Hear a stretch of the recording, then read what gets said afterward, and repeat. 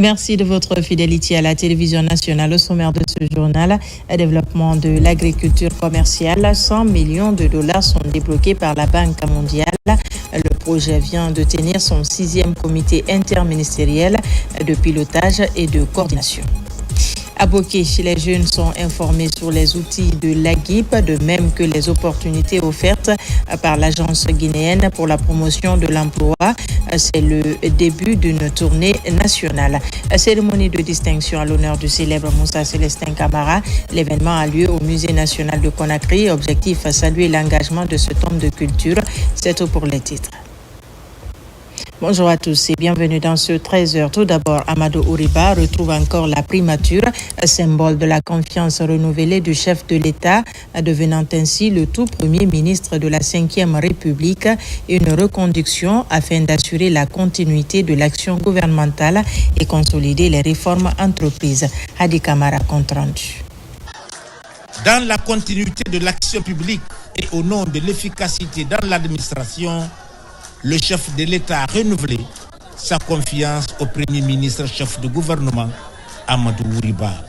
Une reconduction qui s'inscrit dans une logique de cohérence de l'action gouvernementale, mais surtout dans la reconnaissance d'un leadership fondé sur le dialogue, la rigueur et l'efficacité.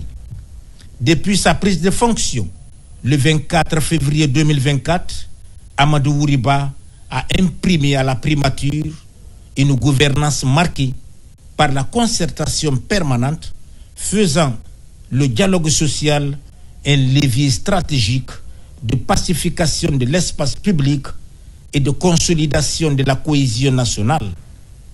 Sous son impulsion, les cadres de concertation entre l'État, les partenaires sociaux et les acteurs politiques ont été réactivés, contribuant à la prévention des conflits sociaux et à l'amélioration du climat socio-professionnel. Sur le plan macroéconomique, l'action du gouvernement, coordonnée par le Premier ministre, a permis de consolider les fondamentaux de l'économie nationale. Dans un contexte régional et international marqué par les incertitudes, Amadou Ouriba a su renforcer la crédibilité de la Guinée auprès des bailleurs de fonds et partenaires techniques et financiers à travers une diplomatie économique active et une meilleure lisibilité des politiques publiques. Les engagements pris par l'État guinéen en matière de réformes structurelles, de gouvernance et de transparence ont trouvé un écho favorable, facilitant la mobilisation des financements pour des projets structurants.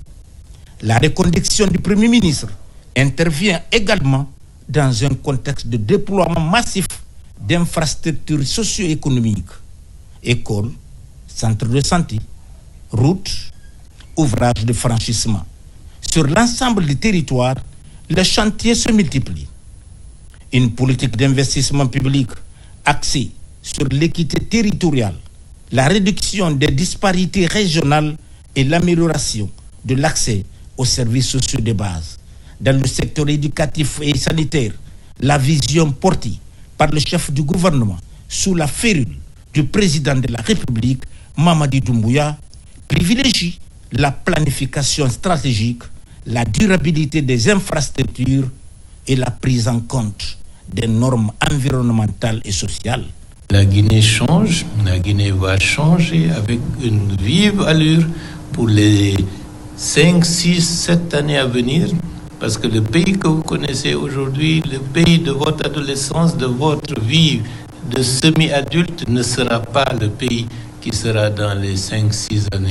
Donc accrochez-vous, le changement sera rapide avec l'aide de Dieu, si on parvient à assurer la stabilité et qu'on continue l'élan avec ce qui a été engagé par le président de la République depuis le 5 septembre 2021, on le poursuit avec efficacité, avec détermination, avec constance et aussi avec plus de chance.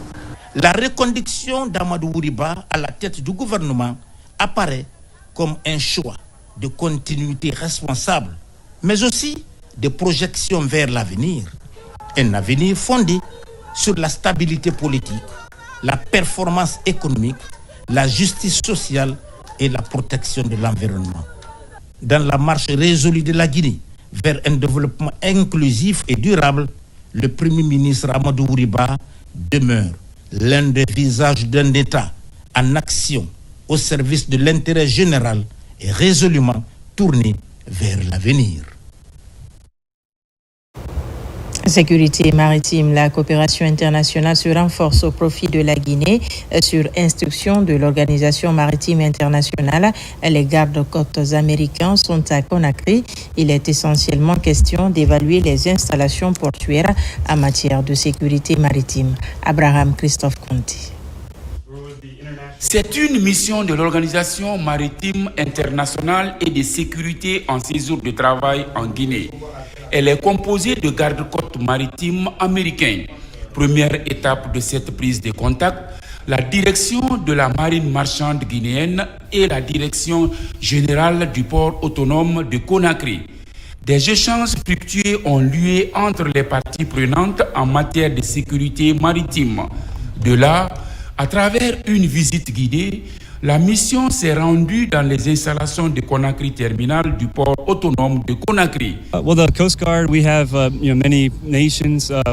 Alors, en tant que partenaire clé, il nous arrive donc de parcourir un peu le monde et à partager des meilleures pratiques avec plusieurs autres partenaires.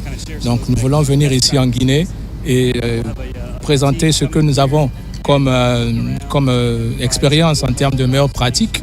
Et aussi, à la longue, une équipe va revenir pour faire des recommandations à partir des observations que nous avons faites. Renforcer la surveillance des eaux territoriales, lutter contre la piraterie et les activités criminelles en mer et soutenir le développement des capacités locales sont entre autres missions assignées à la délégation. Ce partenariat stratégique devrait marquer un tournant décisif dans la coopération sécuritaire entre les nations du Golfe de Guinée. La marine marchande, c'est l'autorité de régulation et qui réglemente et gouverne les secteurs maritimes, qui est l'autorité donc maritime et portuaire. Mais il faut préciser que c'est le port de Conakry qui est le théâtre de cette opération, de cette mission, qui consiste donc à évaluer le niveau de sûreté si toutes les normes sont observées, sont respectées, sont mises en œuvre pour que notre port, qui a été 3 ans successivement, 3 ans, le meilleur port de l'Afrique de l'Ouest, il faut donc qu'on garde le cap, qu'on garde le niveau de sûreté. Cette coopération internationale permettra de garantir la sécurité maritime dans les eaux territoriales guinéennes. À travers cette mission, une nouvelle étape est entamée dans la lutte contre la piraterie et les trafics maritimes en Guinée. Je vous l'annonçais dans les titres, développement de l'agriculture commerciale. 100 millions de dollars sont débloqués par la Banque mondiale. Le projet vient de tenir son 6e comité interministériel de pilotage et de coordination. Ça se passe entre bilan de 2025 et priorité de 2026. Le point avec Fodé Camara. D'une enveloppe de plus de 100 millions de dollars, le projet de développement de l'agriculture commerciale en Guinée ouvre un nouveau chapitre dans sa dernière ligne droite. Un nouveau chapitre dont le fil conducteur est défini par les membres du comité interministériel de pilotage et de coordination. Un plan de travail 2026 très ambitieux, assorti d'un budget annuel pour corriger les insuffisances et focaliser les efforts sur le suivi et l'évaluation continue des défis et performances. Nous avons entamé depuis plusieurs mois une nouvelle restructuration du projet et cette restructuration va nous permettre de proroger la date de clôture du projet qui initialement était fixée au 31 janvier 2026. À travers cette restructuration, on ira maintenant au 30 juin 2026. Donc en plus de cette prorogation, on va recentrer les activités pour vraiment faciliter encore, pour améliorer davantage le taux de décaissement qui actuellement est déjà vraiment très très satisfaisant. À ma prise de fonction en 2024, ce projet était à 18% de taux d'exécution. Aujourd'hui, nous nous retrouvons à un peu plus de 72%. Donc c'est vraiment un exploit. C'est un exploit pour le comité de pilotage, mais aussi pour l'unité de gestion du projet et aussi des partenaires techniques et financiers. Doté d'un important potentiel de production et d'accès au marché par le biais des infrastructures de connexion, les corridors miniers de Bokeh et Kamsar et de Conakry-Kindia étaient ciblés comme des zones prioritaires pour la première phase de cet accompagnement. Un accompagnement des filières fonio, fruits, noix de cajou, viande et volaille, avec l'implication des partenaires techniques traditionnels comme la FAO. Et on a pu livrer dans un délai de moins de 12 mois les études essentielles, notamment pour l'installation de 3 unités de fabrique d'aliments, d'un centre national d'insémination artificielle, et des études de faisabilité pour 10 marchés à bétail, mais aussi on a pu élaborer une stratégie nationale d'insémination artificielle. Ça, c'est pour ce qui est des études. On a pu conduire une campagne d'insémination artificielle de 1000 vaches avec toutes les étapes qui ont précédé. Et actuellement, ces vaches sont suivies par nos équipes conjointes. Le projet de développement de l'agriculture commerciale en Guinée a permis de relancer plus de 600 sous-projets. Un appui direct à travers le mécanisme de subvention à coût partagé pour transformer les rêves des entrepreneurs agricoles privés en réalité économique. Émergence accrue de l'Internet. 8 pays d'Afrique de l'Ouest se retrouvent à Niamey au Niger. La Guinée est partie prenante. Principal défi, créer un cadre institutionnel et technique pour l'interconnexion des réseaux. Envoyé spécial, Souleymane Kamara. À Niamey, les gestionnaires de backbone nationaux de 8 pays ouest-africains se sont unis pour créer un cadre de coopération historique visant à interconnecter les infrastructures et à stimuler le développement numérique inclusif. Cette initiative, née d'une volonté commune de dépasser les frontières pour construire un espace numérique régional intégré, promet de révolutionner l'accès au haut débit et de servir de catalyseur pour le développement socio-économique. Une initiative qui permet à tous les réseaux de se connecter, d'avoir une même vision. Donc vraiment, c'est le message que je donne, c'est d'encourager, de renforcer toujours cette coopération et de continuer à se battre pour l'Afrique de l'Ouest. On a toujours besoin plus petit que soi et à plus forte raison accueillir toutes ces sommités. Dans le cadre technique, nous allons beaucoup profiter de leur expertise. Vous voyez, c'est extrêmement important pour nous aussi d'être dans ce réseau-là. Ça nous permettra de voir clair qu'est-ce qui se passe réellement sur le plan technique. L'Assemblée générale constitutive a été l'occasion de finaliser le rapport d'activité 2025, documentant les phases de conception et de négociation du réseau. Le point d'orgue des discussions a été la présentation du plan d'action et du budget pour 2026. Et l'ORABN est une structure, est une organisation technique qui va appliquer ces directives sur le terrain. Ce que nous avons, c'est comme la route. Donc, nous ramenons la route dans le numérique, puisqu'on dit la route précède le développement. Et l'infrastructure du numérique va précéder autant que ça se passe aussi au niveau des infrastructures routières. Et nos populations, aujourd'hui, avec tout ce qui s'est mis en place comme projet de numérisation, vous voulez avoir une carte d'identité, on vous demande de vous connecter et de faire une demande en ligne. Vous voulez envoyer un passeport, on vous demande de vous connecter et de faire la demande en ligne. Mais pour que cela puisse avoir lieu, il faut que l'infrastructure qui va transporter ces données, d'accord, soit disponible pour nos populations. Aujourd'hui, nous sommes plutôt à 8 pays membres. Voilà, 8 pays membres et bientôt nous passerons à 10. Parce qu'il y a la Gambie qui frappe à la porte et nous avons rendez-vous avec le Bénin pour leur présenter le réseau, les objectifs du réseau, et nous pensons qu'avec cette rencontre, le Bénin aussi va adhérer.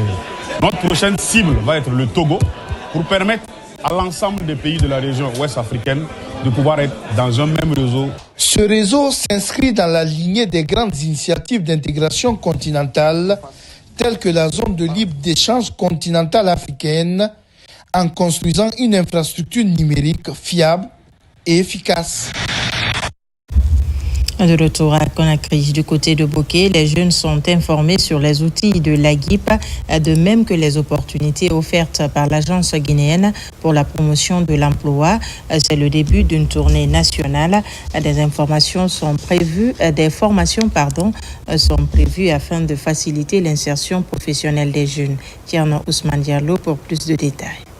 Au contact des jeunes dans le Kakandi, le directeur général de l'Agence guinéenne pour la promotion de l'emploi explique la vision du président de la République, Mamadi Doumbouya, en matière d'emploi.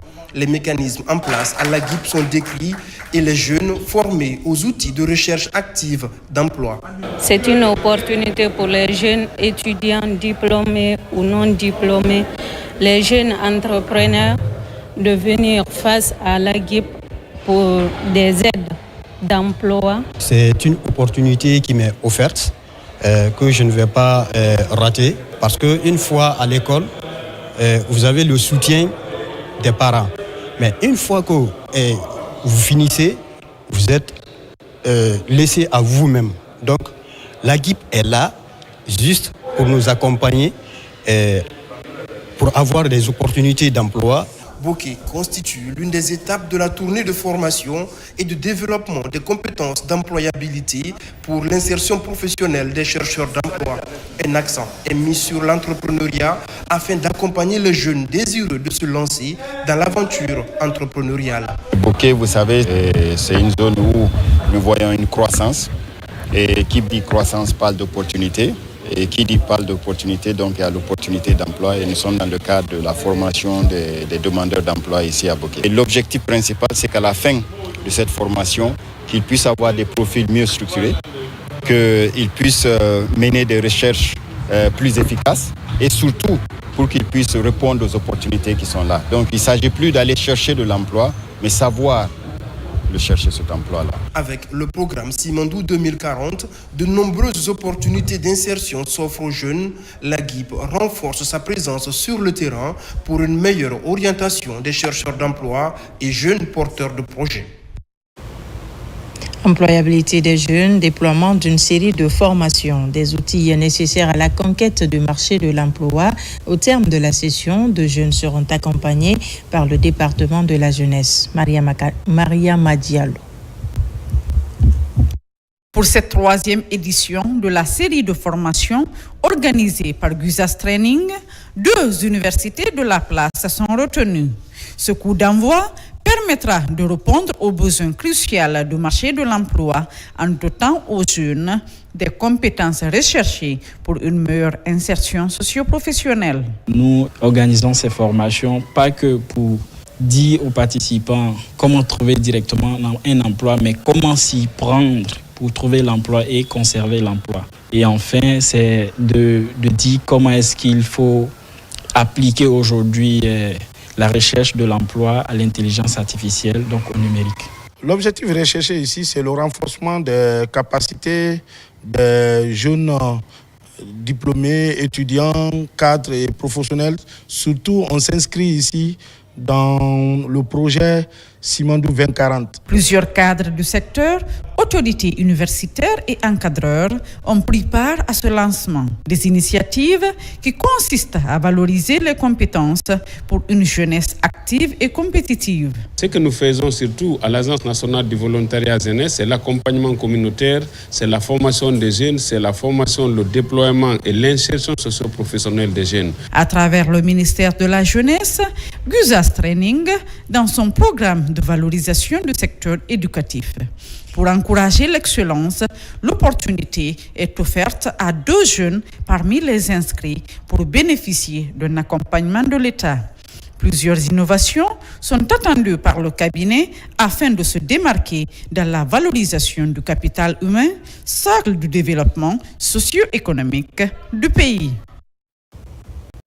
En région forestière, amélioration du cadre de travail, les blocs administratifs des sous-préfectures de Womé et Gweke sont inaugurés.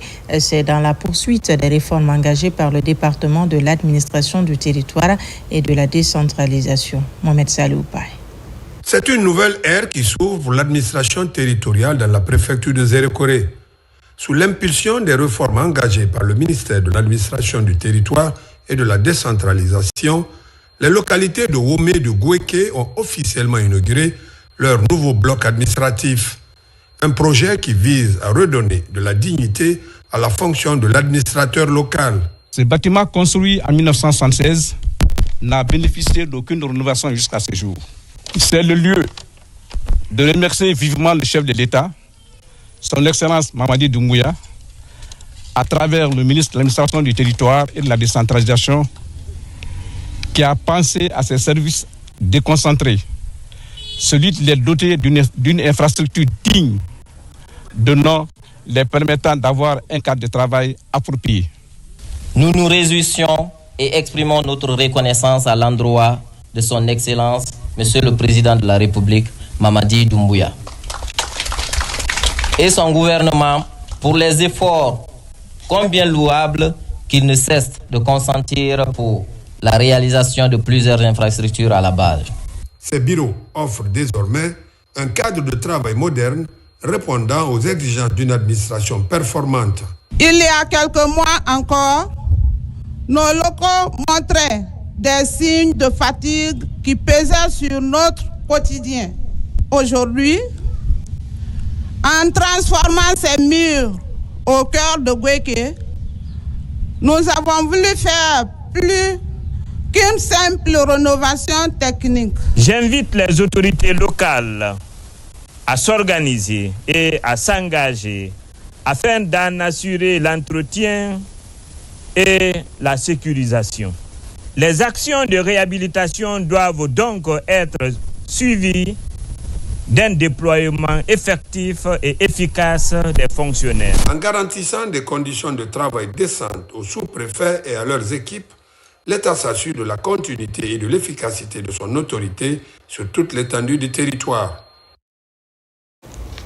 Humanitaire, des repas et des vivres pour les enfants orphelins atteints d'albinisme, tous les pensionnaires de l'orphelinat Jean-Paul II, geste de Lions Club Conakry Kakilambé afin de redonner le sourire à cette couche vulnérable. Mohamedou Saléouba. Habituellement, à l'ombre de l'oubli, aujourd'hui, les portes d'un grand réceptif s'ouvrent pour ces enfants orphelins et atteints d'albinisme. Dans la plus grande chaleur humaine, ils sont accueillis par le Lions Club Conakry Kakilambé. Au menu, des repas copiés pour donner des sourires à ces pensionnaires de l'orphelinat de Jean-Paul II. Nous avons jugé nécessaire de donner cette joie à ces enfants, de rappeler que ces enfants sont importants. Ils sont comme les autres enfants. C'est pour ça que nous avons décidé de les amener à Millennium et les offrir ces repas et puis les offrir de vivre. Par les temps difficiles, notre humanité a besoin de solidarité, pour ne pas dire de fraternité. Juste un peu d'amour ne peut que donner beaucoup d'espérance et de foi à la vie. De la solidarité et de l'humanisme pour donner de l'espoir aux autres. Outre les repas, ils reçoivent des vivres, symbole d'une solidarité agissante. Les enfants orphelins et atteints d'albinisme font partie des plus vulnérables de notre société. Leur offrir un repas, c'est bien plus que nourrir le corps.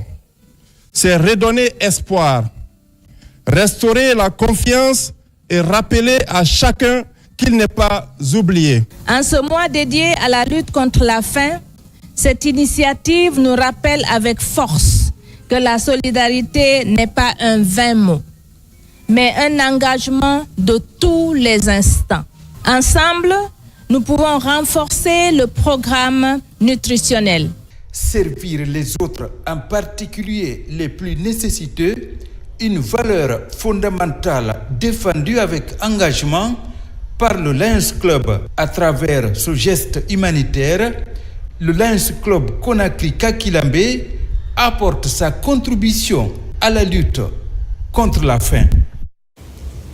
Et pour terminer, une cérémonie de distinction à l'honneur du célèbre Moussa Célestin Camara. L'événement a eu lieu au Musée national de Conakry. Objectif, saluer l'engagement de cet homme de culture, Mohamed Roy Camara. Dans cette salle de spectacle, Fatmata Taïbou Diallo, le célèbre homme de culture Moussa Célestin Camara, alias l'homme C, est mis en lumière. Ici, parents, élèves, artistes, responsables culturels et autorités administratives sont tous présents pour saluer le parcours toujours actif d'un bâtisseur de talent. Cette cérémonie de reconnaissance à titre intime est initiée par les anciens membres de la troupe universitaire nationale, la compagnie Africa Style de Guinée et la troupe Moselkam. On a décidé de célébrer M. Moussa Célestin Camara, l'homme c'est de son vivant. Et on l'a réussi. C'est vrai que ça a été une très belle fête, une très belle cérémonie avec des témoignages émouvants. Ce que je souhaite d'abord, c'est qu'il y ait autant de Moussa Célestin en Guinée. C'est quelqu'un, il vit encore de merveilleux. Et les témoignages sont déjà des exemples, des confirmations. Pendant plusieurs décennies, Moussa Célestin Camara a consacré sa vie à la transmission en culture. Un parcours toujours actif, une passion intacte et un engagement qui continue d'inspirer les jeunes et les acteurs culturels. Moussa Célestin Camara est celui qui a créé la toute première troupe universitaire et qui a créé tant d'autres troupes pour pouvoir faire rayonner notre culture sur le plan national, mais également sur le plan international. Monsieur Moussa Célestin Camara est pour moi un monument culturel de mon pays. Monsieur Moussa Célestin Camara, que nous appelons l'homme C, nous a tous connus, pour certains entre le collège, le lycée, pour d'autres entre le lycée, la faculté, jusqu'au niveau de l'université. À travers cette prestation artistique, ces jeunes héritiers directs de son œuvre ont tenu à rendre hommage à leur mentor à travers la prestation artistique changée de sens. Je remercie toutes celles et tous ceux qui ont participé à cette manifestation. Vous savez, dans la vie, il faut choisir. Quand tu choisis le bon côté, tu auras le résultat. Quand tu choisis le mauvais côté, tu auras le résultat. En tout cas, je suis très fier, aujourd'hui très content. Au-delà de la célébration, un satisfecit de distinction et une enveloppe symbolique ont été officiellement remis par les artistes et le ministère de la Culture à travers le Fonds de développement pour la culture, FODAC. Voilà qui m'a fait à ce journal. Merci de nous avoir reçus chez vous. L'actualité se poursuit sur notre site le www.rtgguinée.info. On se retrouve à 17h pour d'autres informations de la Guinée, notre paradis, terre de richesse et d'innovation.